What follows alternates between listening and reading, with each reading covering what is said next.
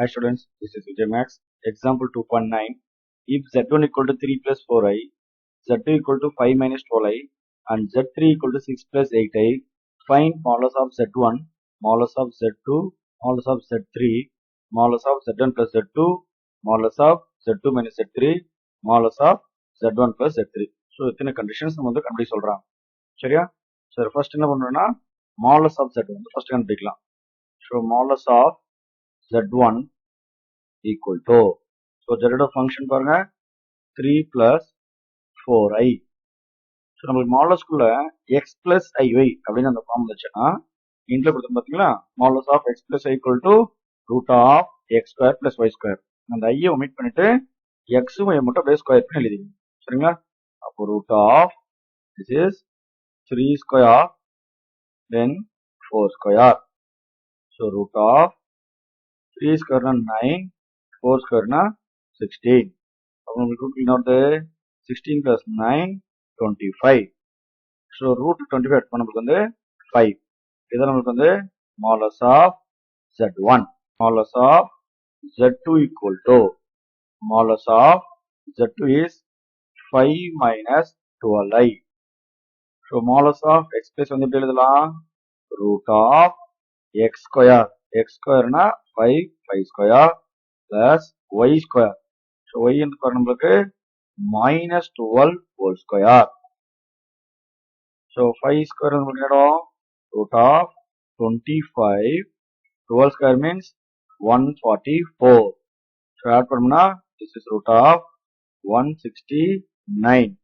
root 169 remove பண்ணோம்னா அது value வந்து நம்மளுக்கு 13. இது நம்மளுக்கு modulus of z2, modulus of z3. modulus of z3 பாருங்க, modulus of z3 is 6 plus 8i whole modulus.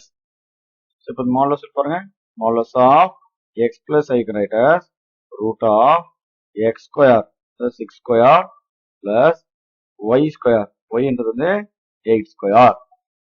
Then 6 square நம்மளுக்கு என்ன வந்துரும்? 36. 8 square நம்மளுக்கு 64. அப்போ நம்மளுக்கு root of 64 plus 36 எவ்வளோ? 100. ஸோ 100 நம்ம ரூட் ரிமூவ் பண்ணோம்னா உங்களுக்கு எவ்வளோ ஆன்சர் கிடைக்கும்? அது நம்மளுக்கு 10 அப்படின்னு கிடைக்குது. நெக்ஸ்ட் பார்த்தீங்கன்னா modulus of z1 plus modulus of z2 ரெண்டு காம்ப்ளெக்ஸ் ஆட் பண்ணிட்டு modulus கண்டிஷன் அப்ளை பண்ணணும். So first substitute z1 value. z1 is 3 plus 4i plus z2 is 5 minus 12i. So complex function மாதிரி அடிஷன் வரும்போது real add பண்ணணும், imaginary add பண்ணணும். So ஐயில் term பாருங்க 3 plus 5 அப்படின்னு பார்த்தா நம்மளுக்கு 8. ஐ வர டேர்ம்ஸ் பாருங்க 4i minus 12i. 4 minus 12 அப்படின்னு சொல்றோம்னா minus 8i. ஓகே, தென் மாலஸ் கண்டிஷன் அப்ளை பண்றோம். Modulus of x plus i னா root of x square plus y square. y என்றது minus 8 whole square. So 8 square நம்மளுக்கு என்னது? இது 64 plus minus whole square னோ 64. So உங்களுக்கு ஃபைனலாக என்ன ஆன்சர் வச்சு பாருங்க, root of உங்களுக்கு பார்த்தீங்கன்னா 62 120 128. ஸோ 128 பார்த்தா உங்களுக்கு டைரக்டா ரூட் வராது. எப்படி எழுதலாம்? 64 into 2 அப்படின்னு எழுதலாம். 64 நமக்கு 8 டைம்ஸ் ரூட் வந்துடும் எக்ஸாக்ட். ஸோ அப்போ 64 நம்ம ரூட் வெளியே எடுத்துக்கோம்னா 8 root 2. இது நம்மளுக்கு modulus of z1 plus modulus of z2. So இதே மாதிரி நெக்ஸ்ட் பாருங்க, modulus of z2 minus modulus of z3. modulus of z2 is 5 minus 12i. and z3 பாருங்க 6 plus 8i மைனஸ் பண்ணி பண்ணும்போது minus 6 minus 8 ஒரே ஸ்டெப் எழுதிக்கிறேன். ஓகே, தென் real add பண்ணணும். 5 minus 6 னா minus 1. Imaginary minus 12i minus 8 னா minus 20i. then modulus of x is write as root of x square minus 1 whole square plus y square minus 20 whole square. So root of minus 1 நம்மளுக்கு 20 square நம்மளுக்கு என்னது 400. ஒருவேளை நம்மளுக்கு என்ன வருது root of 401. Next class பாருங்க modulus of z1 plus modulus of z3.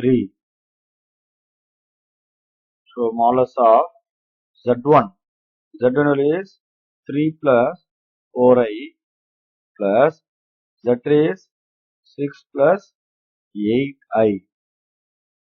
So உள்ள modulus add பண்ணும்போது real add பண்ணணும், imaginary add பண்ணணும். So 3 plus 6 means 9 plus 8 plus 4i means that is 12i.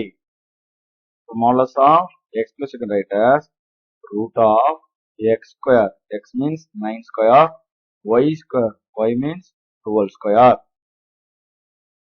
So 9 square means 81. So root of 81 plus 12 square means 144. So 81 144 நம்ம add பண்ணோம்னா that is 225. 220 நம்ம root பண்ணோம்னா that is 15. அப்போ modulus of z1 plus z3 நம்மளுக்கு பார்த்தீங்கன்னா 15.